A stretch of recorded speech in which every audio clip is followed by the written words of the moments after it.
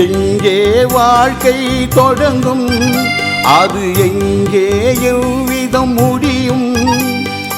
இதுதான் பாதை, இதுதான் பயணம் என்பது யாருக்கும் தெரியாது.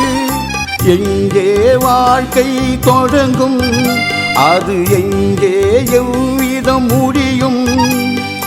இதுதான் பாதை, இதுதான் பயணம் என்பது யாருக்கும் தெரியாது.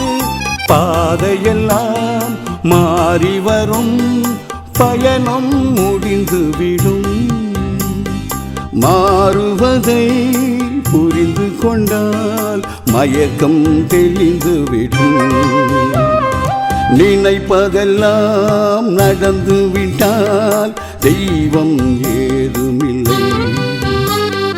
நடந்ததையே நினைத்திருந்தால் அமைதி என்றுமில்லை. முடிந்த கதை தொடர்வதில்லை, இறைவன் ஏட்டினிலே.